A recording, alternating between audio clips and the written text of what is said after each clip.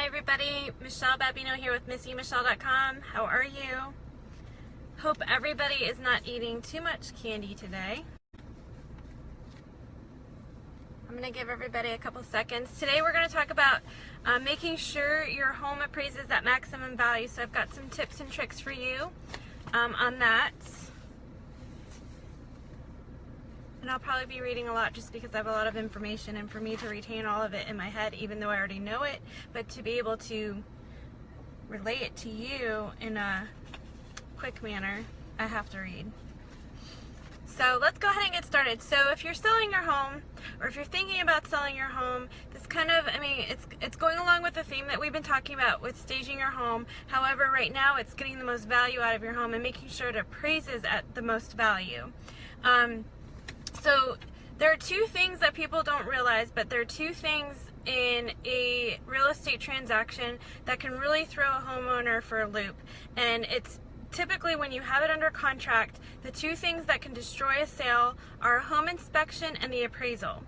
Now the home inspection is really kind of more, you have control over that more so than you do the appraisal. The appraisal is completely out of your control, except we'll tell you how to kind of maximum the value today. But the home inspection, you can negotiate that between you and the buyer if you get a report back and it's to be desired. If there's some items on it, you can negotiate that. Or you can renegotiate the price if you don't want to fix those items and you would rather just do a reduction in price. But that's something that's in your control. The appraisal is definitely something that is out of your control, and you can't negotiate that. Once the appraisal is in, especially if it's an FHA buyer, it will stick with that home. Even if you were to get another FHA buyer, that appraisal will stick. So this is why it's so important to work with a real estate agent when you're selling your home to really determine the right price to price it at. We don't do appraisals, we do what's called a comparative market analysis, and that's basically looking at the market to tell you this is what your home would be worth in the current market that we have. And that's looking at pending sales, recent sales, and even what's active, because you're in competition with those homes that are actively for sale right now. But the appraiser goes a little bit deeper, and as an agent, I know that as agents, I know that we on our team, we do go a little bit deeper too as far as making adjustments for certain items and really tearing apart the inside where and we'll kind of go through that. So what influences the value to an appraiser? So although the buyer will pay for the appraisal actually belongs to the lender, but the Federal Bureau of Consumer Financial Protection says that a copy of the appraisal must be given to you if you request it in writing. So you do need to request that from the lender. But like I said, it does belong to the lender. The residential appraisal professional takes a few items when determining a home's value. So the items considered over which a homeowner has no control, that would include the local housing market trends, which are impacted by economic, social, and other forces. But like supply and demand would be an example of that. But that is something that you as a homeowner would have no control over. In other words, the current real estate market. The appraiser will use all of the factors as a backdrop when he or she studies the neighborhood, your home's characteristics and competitive properties to arrive at the home's appraised value. And as real estate agents, when we're doing the comparative market analysis, we are using all of those factors in play as well. But like I said, it's not an appraisal. So the buyer still needs to get an appraisal. There's value in a well-maintained, clean home, and that's kind of why we've been on the subject of staging and cleaning your home and what you do with your bathroom and how you clean your kitchen. Everything needs to be cleaned from head to toe. But there's also value in just over the years maintaining the home. That's less things that will pop up on the inspection report that you will be shocked by. There's always going to be something on an inspection report. I think there has been one inspection report out of the 12 years that I've been selling real estate that I was actually shocked there wasn't anything. But it was a very meticulous seller in that home. So, but making small repairs, revving up the home's curb appeal, which we had talked about recently, and meticulously cleaning the home with will help you in both instances. So while appraisers may say a clean home or clean properties don't result in higher values, I think many real estate agents would think otherwise, because it's going to show better, and the better your home shows, the more value you're going to get out of it. The home's condition, however, will have a direct bearing on its appraised value. It's known as condition and quality rating in the appraisal industry. The condition rating can range from C1 for new homes to C6 for homes with severe deferred maintenance issues and defects that may impact a home's habit. I can't even say that word, but I wrote it, but I can't say it. So it'll if it's inhabitable, it's definitely going to affect its appraisal value. So when you're getting into those instances, those are usually going to be your bank-owned homes, or the distressed homes, short sales that people haven't been living in for years, or whatever homes haven't been lived in for a while or taken care of. But during that phase of the evaluation, the appraiser will consider all the improvements that you've made to the home. So it's very important for you to supply the in the blog post, I put to supply the appraiser with accurate data, but really when you're going to list your home and you're listing it with an agent, you're going to want to sit down with them and make a list of all the improvements that you made to the home.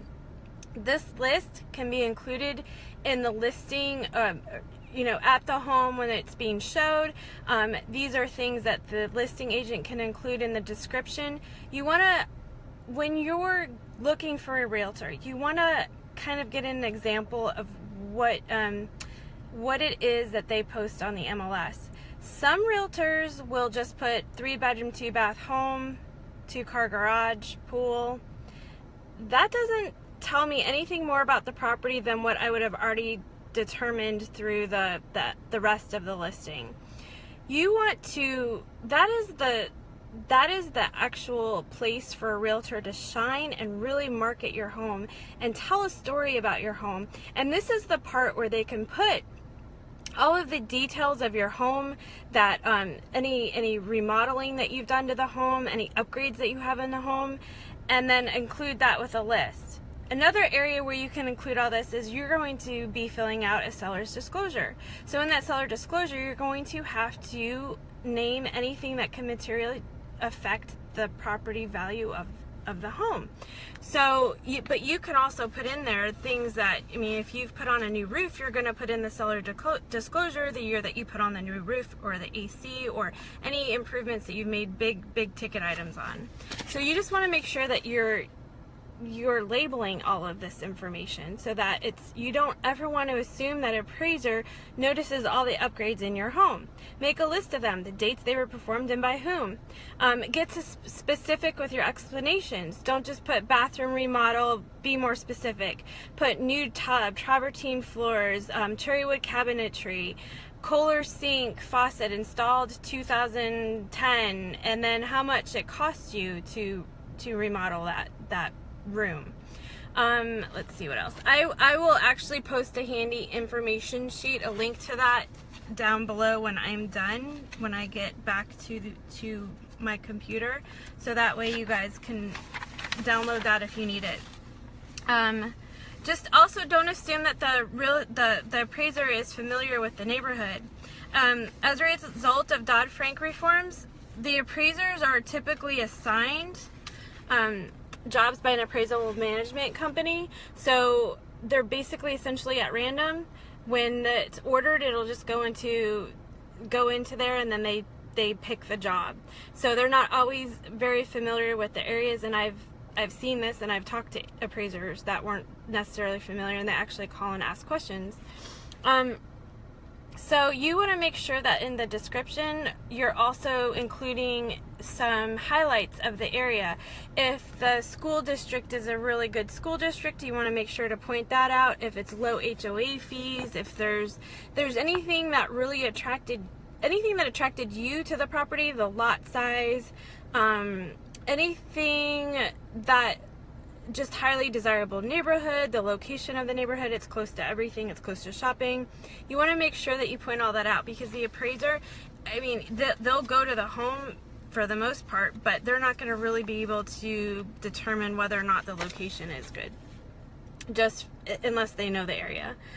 Some other items to point out to the appraiser, which I kind of already mentioned, is your lot more desirable than others nearby. If you have a copy of your survey, make sure you leave out a copy of your survey at the home. This is something that Missy and I will ask for up front so that we have it out there anytime the home's being showed. It's always good to supply as much information as possible. Some home features that the appraiser may not notice, such as energy efficiency, like the windows, the AC, the insulation, things like that. Any information you may have on why a nearby home sold for less than maybe what the market value is for that neighborhood. So they obviously, if there are homes that are short sales or foreclosures, but then you have normal resales, they'll typically go with the normal resale. But if all you have is short sales and bank owns, sometimes that will come into consideration. There may not be anything you can do to change the economic forces that influence the appraisal, but you certainly can take care of some items that we just mentioned to really kind of maximize the value of your home with the appraiser. Like I said, if you guys have any questions, and I'm sorry I had to read that, but if I don't read, then I go off topic. I go off topic like squirrel. There's a squirrel over there. So like I said, if you guys ever need us just to come to your house to just walk through room by room, let you know what you should be spending your money on, what maybe you hold back for now.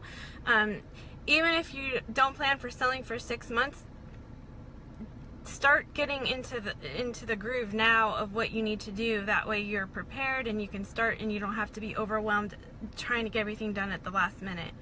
So I've been answering a lot of questions about this recently, and just give us a call at 813-444-7506, or you can message us below. I actually do have a business highlight, and that is where I go get my pedicures and manicures. Well, I don't get manicures, but I get pedicures. And I get my eyebrows waxed sometimes. But Heavenly Nails is where I've been going for years, and they are located in Land O'Lakes, Florida, for those that aren't in Florida. And it's off of Land O'Lakes Boulevard, otherwise known as US 41, and it is north of 54, probably about 3 miles north of 54. And if you know even more, it's just north of Hale, between Hale and Aaron Cutoff, by the Land O'Lakes Post Office. It's located in the same plaza as J. Joseph Salon, and it's on the end, and right next door there's a little consignment shop that's really nice too. They've got a lot of nice things in there. But Heavenly Nails is where I go, and they do walk-ins, and every time I've walked in, I've never had any problem getting right into a chair, and they're really nice people, and you should go visit them. And they do pedicures, manicures, waxes, and I think that is it. But thank you guys. I hope you have a wonderful rest of your Wednesday, and I will talk to you soon. Bye-bye.